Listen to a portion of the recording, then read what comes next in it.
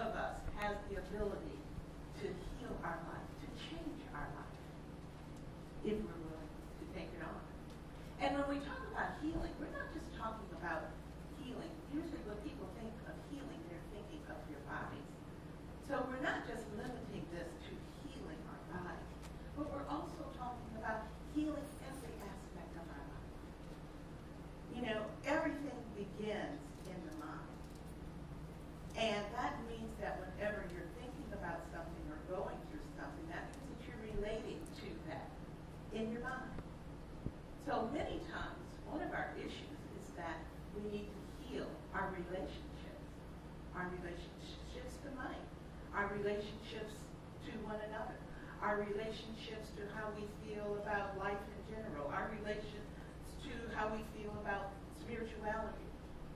So we need, and we are the only ones that can do that, is that we need to become introspective and really take a look at just what it is going on in our life.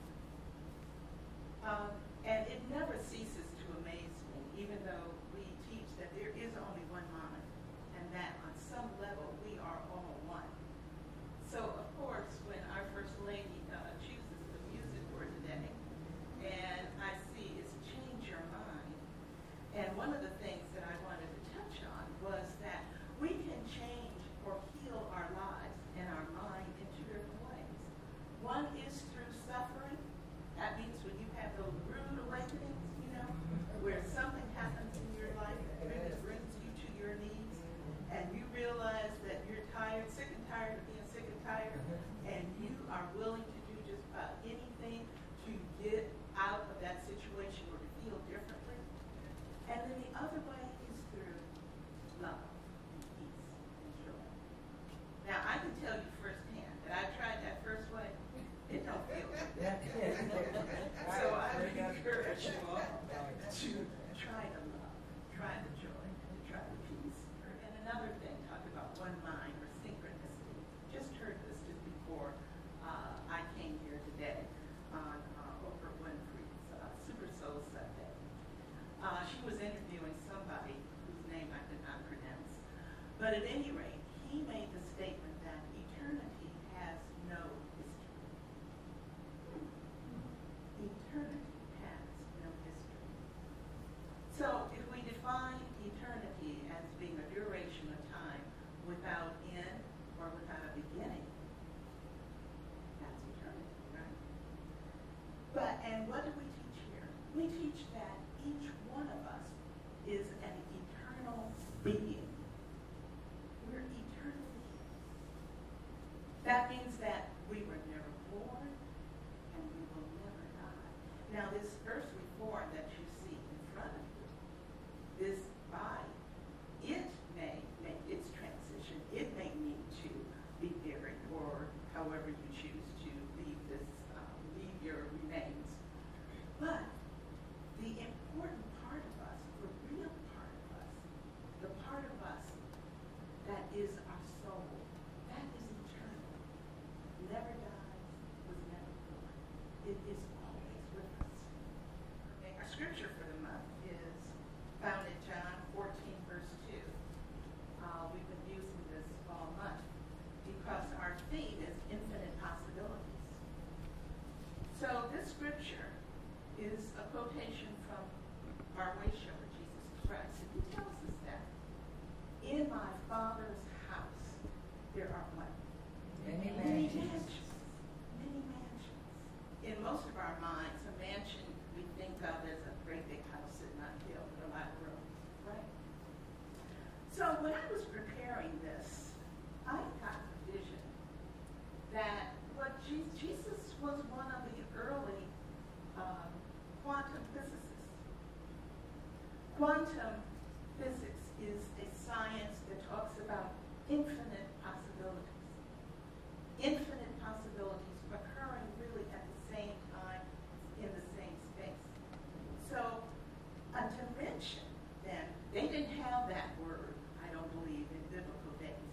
I don't think they were able to see or catch the vision or to articulate that there are many realms of being, many realms of reality, many dimensions in our life. So if you change that word from mansions to dimensions, then you are really talking about the quantum realm. A quantum realm in my Father's house are many dimensions of reality, many different ways of seeing and being. And then Jesus qualifies it and said, if it were not so, what? I would have told you. So we need to learn to look at our life, to look at reality in different ways. Another quantum physicist in the Bible, of the Old Testament, is Abraham. And you all recall what happened with Abraham. Abraham found himself on the top of a high mountain, and he heard this voice in him to say, what? You can have as far as you can see. So what Abraham heard was that he had the ability to move out from this in these infinite number of possibilities. And remember, when you have something, in order to grasp something, first you have to grasp it or feel it here before you can feel it here. So Abraham then got that knowledge, that understanding, that he was unlimited. Unlimited possibilities existed for him. And he was able to walk unfearing into that realm of the unknown. But he was willing to do that. And then what do we find happened to him in his life? He was able to obtain all of the desires of his heart, right? Yes. Another quantum physicist, Moses.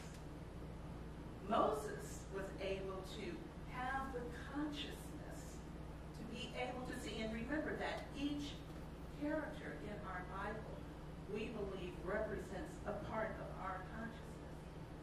So the Moses consciousness then is telling us that we have the ability to escape any obstacle that appears to be in our way. We have that ability. It's downloaded already in us. So those are all possibilities that we can have, and if we take advantage of it. So now we are saying then that this quantum field of infinite possibilities is there for us.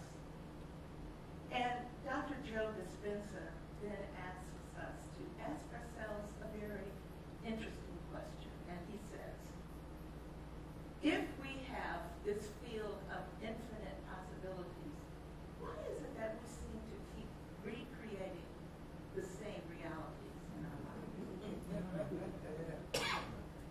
Good question. You ever ask yourself that?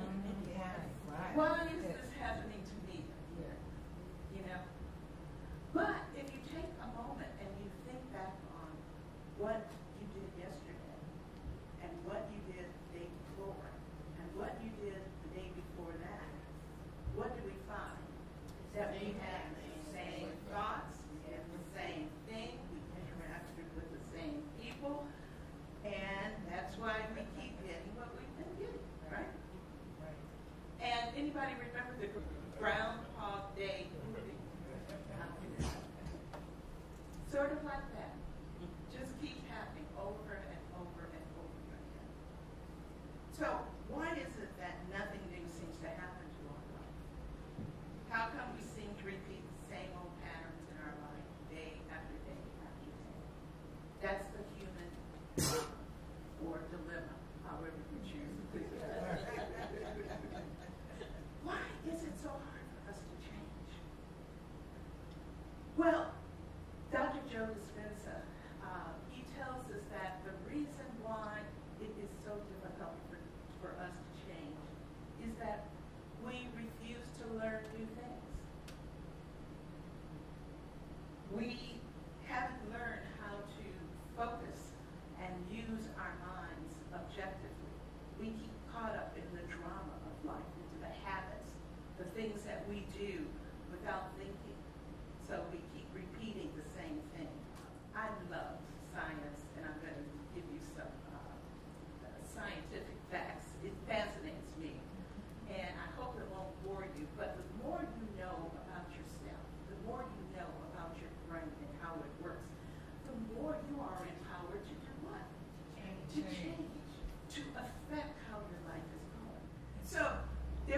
research study in which they took 8 monks who worked with the Dalai Lama.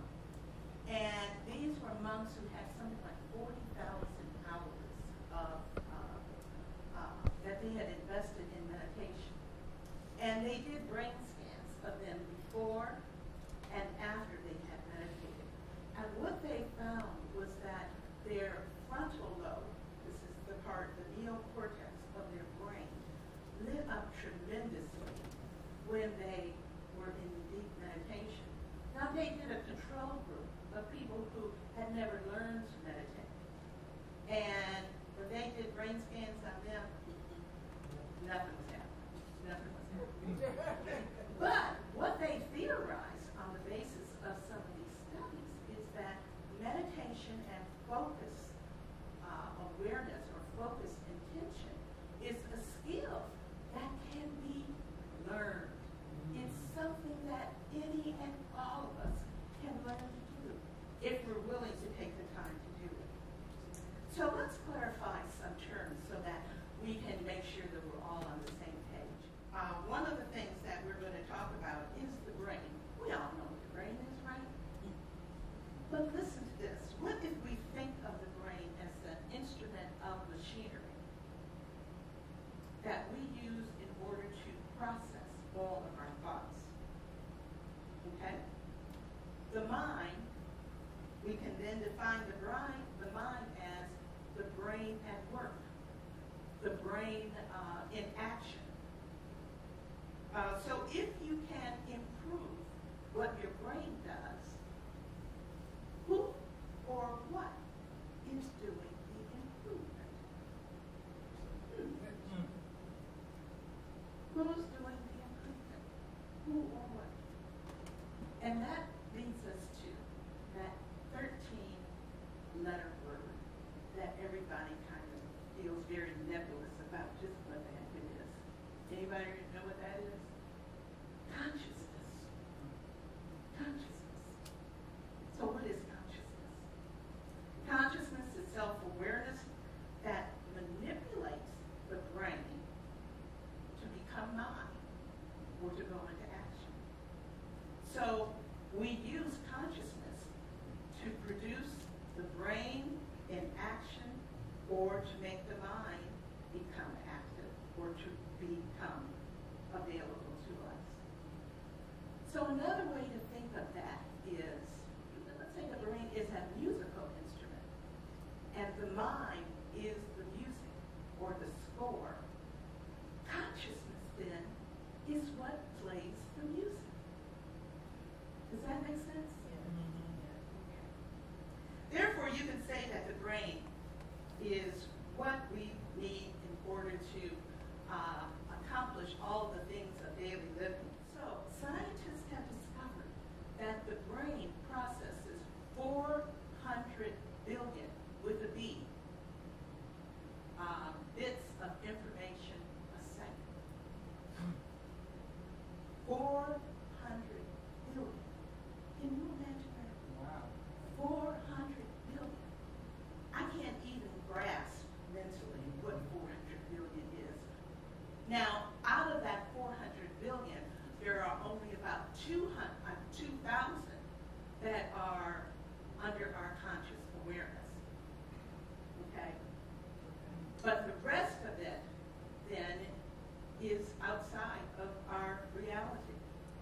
So if the brain is processing 400 bits of information every second, and we're only aware of 2,000, do you think we may not have a good idea about what is the reality around us? You think we may be missing something? I would tend to say so too. Now, this 2,000 bits of information that we are aware of, that our brain is processing every second, it really involves 3 things. We are aware of our bodies, we are aware of our environment, and we are aware of time.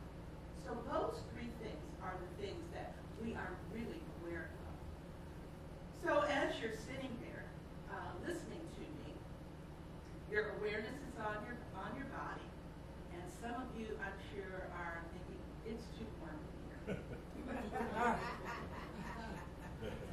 they need to turn the air up. Or I'm thirsty. I need to use the restroom. All of these thoughts are going in and out of our conscious awareness, right? With the environment, again, it's, am I safe? Do I feel safe here? You know, and again, it's too warm in here. My body is telling me, well, this environment is too warm. Time. Is she ever going to be quiet? When is this going to end? Because I need to go to the store before it gets crowded. So, you know, all of these thoughts are just flitting in and out of our consciousness. And this is a part of our daily human experience, right? So, as I said before, learning then is making new neural connections within our brain, within our nervous system. So, when you have new knowledge and new information and you're making new connections, that means that you are able then to perceive that which was already there, but you are able to look at it in new ways. You're able to see things that you never saw before.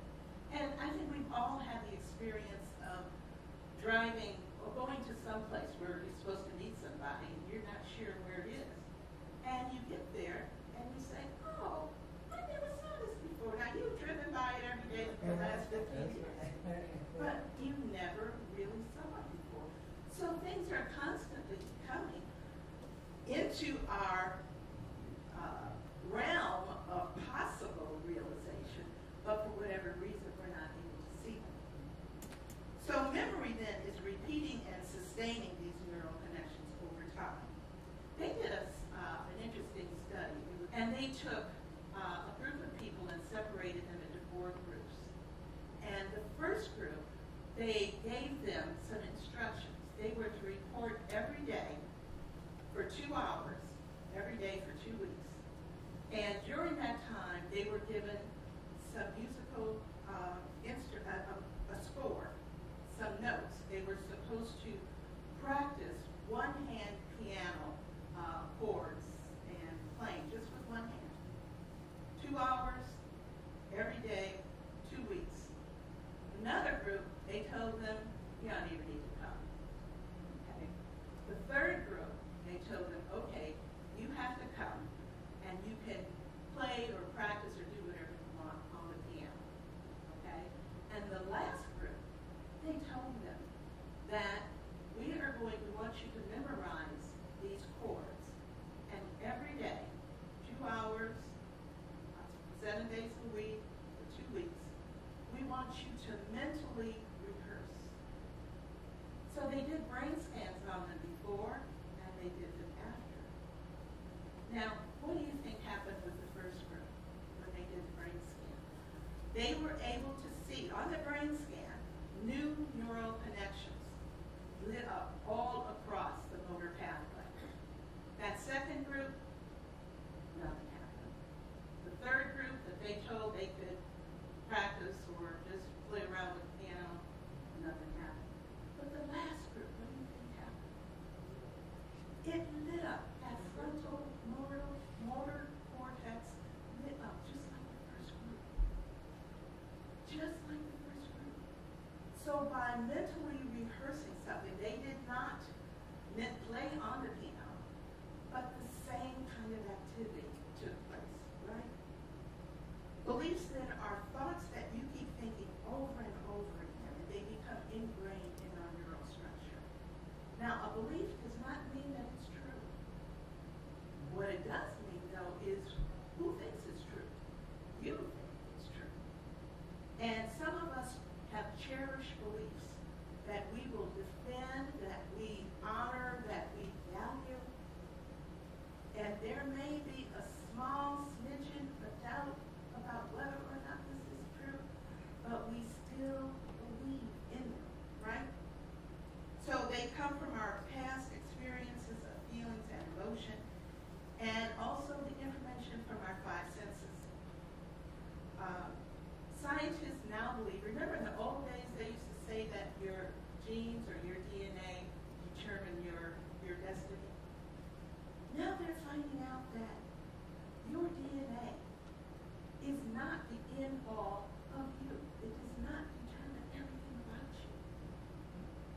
now finding out that your beliefs trump your biology. There's a whole field of epigenetics right now that are showing that this is true. There was a case study that was done where a man was in his 60s, was diagnosed with cancer. And his doctor tells him that he only has 6 months to live. And the man decides he's going to move where his wife's family is, and he wants to spend the last few months of his life with his family. And the only thing that he asked the doctor to do is keep me alive until after Christmas. I want to be able to spend this last Christmas with my family. So Christmas comes and gone. He ends up in the hospital, and on the first of the year, he dies. Now, they did an autopsy. And on autopsy, what do you think they found? No cancer. That's right. No cancer. He did not have cancer. So if your mind can trick your body into believing that it has cancer, do you think your mind can also heal your body? Yes, absolutely so. But it takes what? It's going to take work. It's going to take you willing to do what is necessary in order to accomplish that.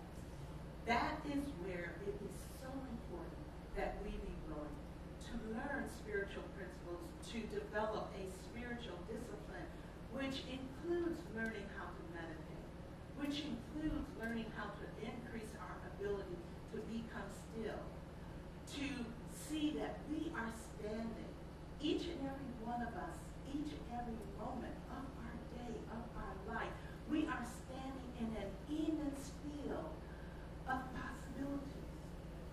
And just as Abraham was able to see with that eye behind the eye that there are all manners of possibilities out there for him, if we are able to see that and be willing to step out into that realm of possibilities, we can heal our life.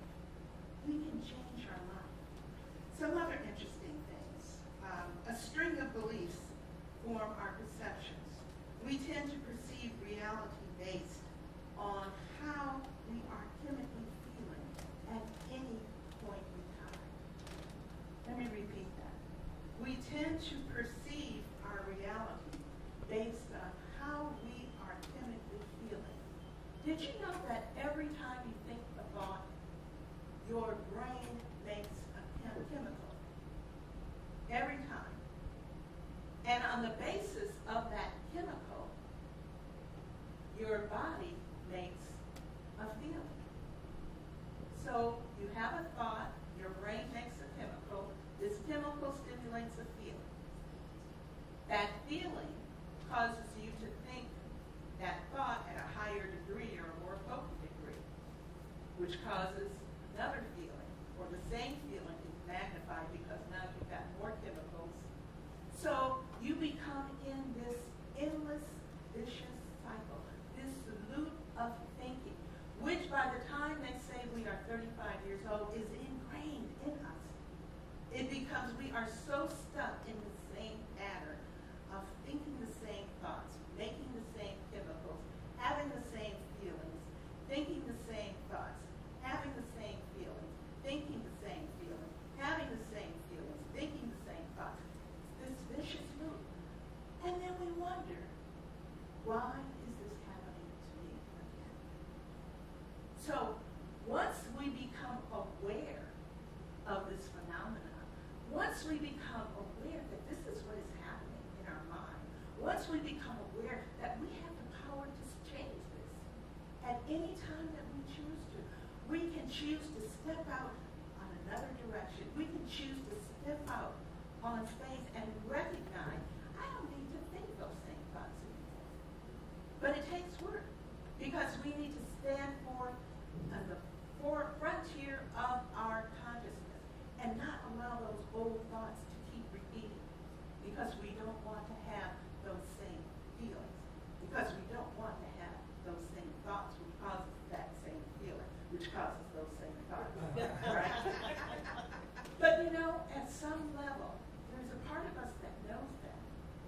But there's also a part of us that know that what we expect is different results. And isn't that the definition of insanity? Where we say that we keep doing the same things, but we expect different results. So it is up to us then to make that change. Now, when we become dependent on these emotions, because our body then becomes addicted to that chemical from that feeling and from that thought, our body becomes addicted. And when we don't have that high enough amount of chemical to make us feel the way we're used to feeling, not that it's normal, but it's familiar to us, right? It becomes familiar to us. It's what we know. And many of us don't like the unknown. We're afraid to step out on faith. We're afraid to step into the unknown.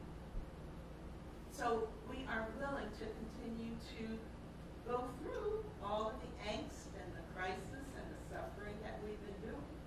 But once we're willing to step out of this program, once we're willing to see ourselves a different way, to know that with God all things are possible and I'm not doing this alone, that I am traveling on the back of a giant and I can whisper in this giant's ear. I can know that this giant, this magnificent creation, this God of our being, this one presence, this one power, this power and presence that keeps all the planets in place, this power that is operating our brain, that is taking care of all of the beatings of our hearts. There's this new concept in science that they are calling emergence. And it's a fascinating topic. Have you ever seen a flock of birds that are traveling in the sky? Or a school of fish? And you know how they're all going in this certain formation, and then what happens? It seems as if on one accord, they all swerve, and it looks so awesome, so beautiful. Now, for years, they thought that it was the fish or the bird that was in the lead that was somehow communicating it to all the other fish. But this new concept of emergence is saying that they are